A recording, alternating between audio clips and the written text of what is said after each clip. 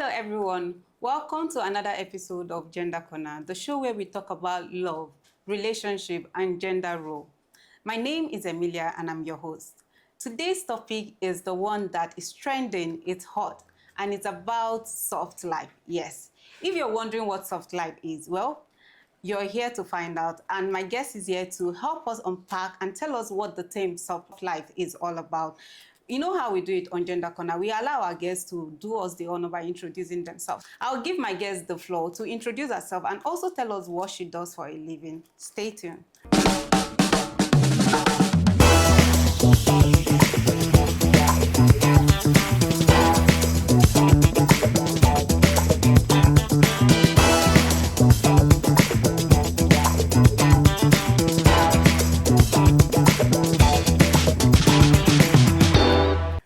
Hello, ma'am.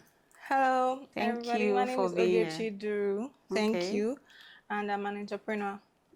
Wow, you're welcome. Thank By the you. way, you're so beautiful. Thank you. All right. You too.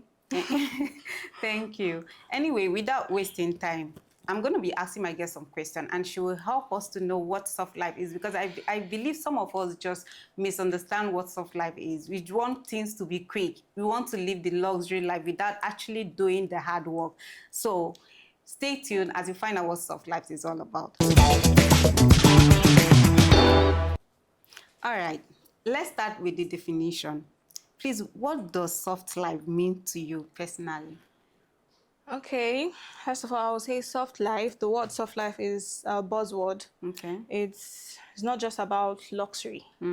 It's a whole mindset shift in this generation. And personally, I would say soft life is a life of ease. Yes. Little hard work.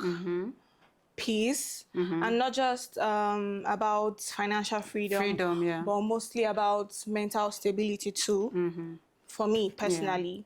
So yeah, I think that's what soft life is in general. Okay. Why do you think the soft life narrative has exploded in popularity among young Nigerians, especially women? Especially women. Okay. Yeah, I think women, but I think maybe because, for my own opinion, personally, it's this huge, it's everywhere now, because people, I don't know, I feel aside social media, social media is also a part of it, but then there's this hardship ideology. Yes, ideology. So we watch our parents, I don't know, the average Nigerian, we watch our parents like work hard, yes. And then they get like little reward, most of them. So we're like, never again. Yeah. Especially women. We see our mothers, we see the way they struggle. And we're like, never again. So that's literally where the mindset of okay, I want to, this is the kind of life I aspire to live. And then we're obsessed with trying to create this life. So even when we don't want to, majority of us don't even want to work for it. We just want that luxury to be given to us. True. So you agree with me? To an extent. Yeah, I do. All right. Okay, there is this growing perspective that many young people want big results without big effort. Do you think the soft life culture promotes laziness or inspire a lifestyle of freedom?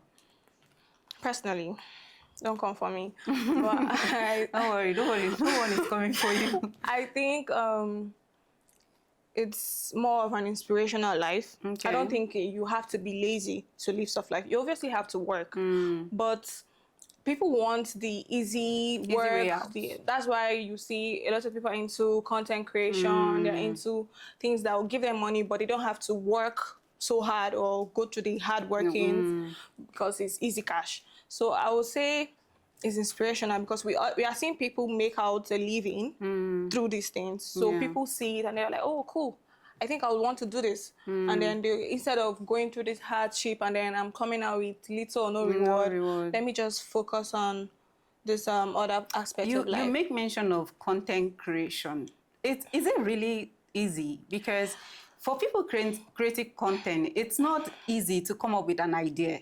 and also coming up with the location, the outfit, and being creative around it. So I don't really think... Yeah, true. But then at the same time, you won't really compare someone that does content creation to someone that's works into in the full office. hard work, right? And most of the time, yes, you have to think about ideas. You have to create the space to make the idea work. But most of the time, you're doing it in your own comfort. Yes. So it's different from people that have to... So that means it's the comfort. Yeah, it's mostly the comfort. The comfort. To be able to, I'm working, I'm making money, but then I'm doing it at my comfort. Oh, yes. So that's also it. Nice, nice, nice. Okay, let's talk about social media. How much of what we are seeing is real soft life, and how much is pressure? Do you feel social media has created unrealistic expectation for young people that, you know, most young people are influenced by influencers.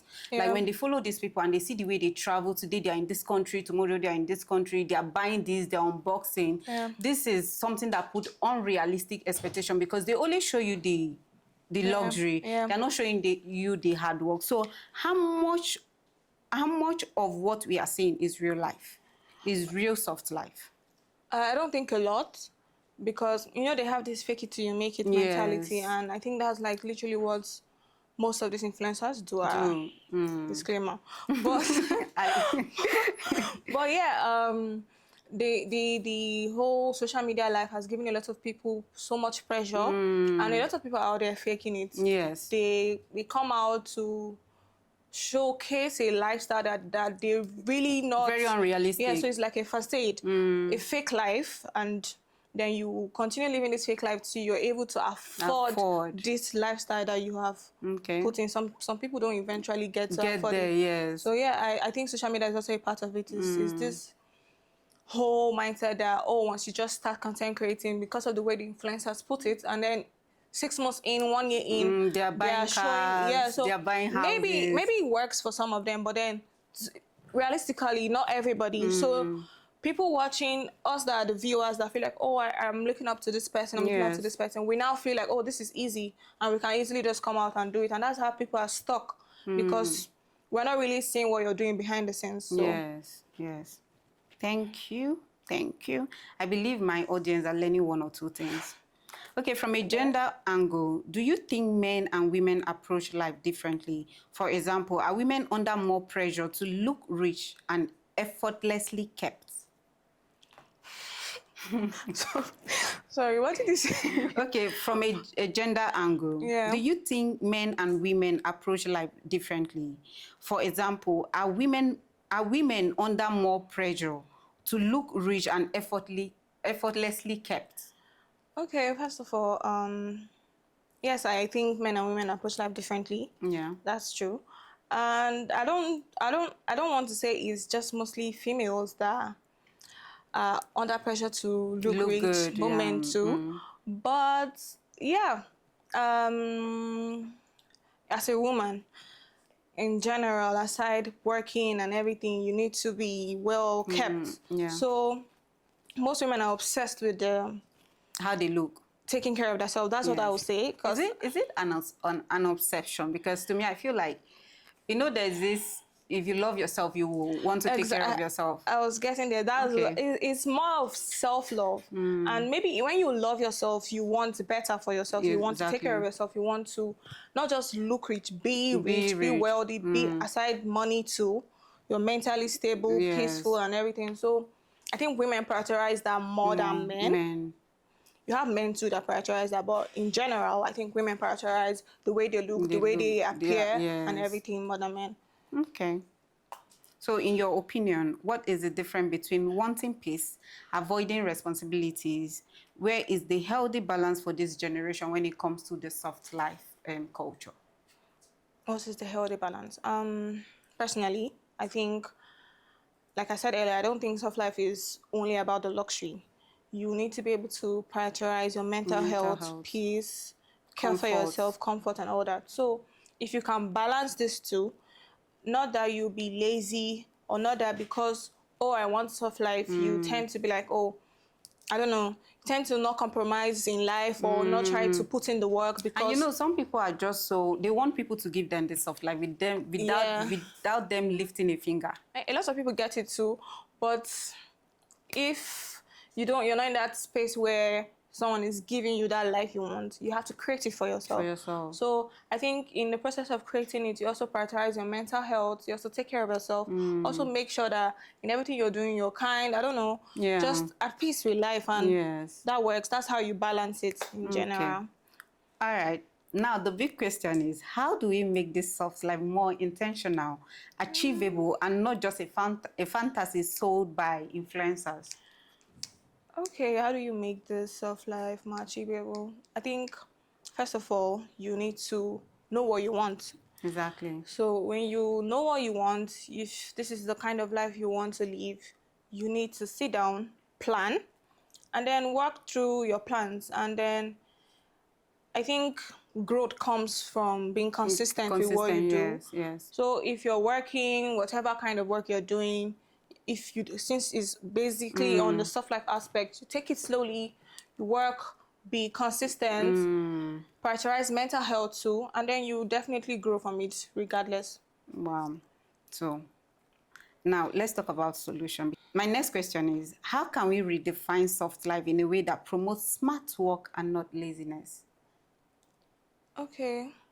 Yeah, in a way that promotes smart work, I think everybody should have what to do. I've always said that, mostly about the female sections. There are a lot of females that don't like to work. Yes. But if you want that soft life, you need to be able to do something. You need to not be lazy. You need to not be dependent, regardless of whatever you think you can do. If you don't have anything to do, then you need to learn. So you need to be able to come up with something. As a person in general, both male or female, we need to be able to have skills. That's why while growing up, we need to be able to learn every day. Read books, learn, get to know these things. You want a soft life. How do you achieve the soft life? Get to educate yourself. And then I think with time, you can come up with something, and that would help. You're hearing that, and I hope you're taking note as well. Okay, my next question to you. My last question to you. How important is financial freedom in chasing a sustainable soft life? Financial freedom is very important. I think 80% of a person's problem comes from financial instability. Yes. So we need money. Everybody needs money. So in everything you do, try to make sure you're making money. And yeah, it will help you. If you have money, you have a life of ease. Even though problems will be there, but then at least money solves like almost 80% of all our problems. Needs, So yeah, we need money. All right. Well, you've heard from our beautiful guest, and I hope you were taking note while she was giving us this point. Now, we have come to the end of this episode on Gender Corner, and we also want to hear from you. Are you living the soft life, or you're dreaming about it? What do you think young Nigerians can do to actually live a life of comfort and peace? Now, drop your comment in the comment section. And this is Gender Corner. Don't forget to like, comment, and share, and I will see you on the next one. Bye-bye.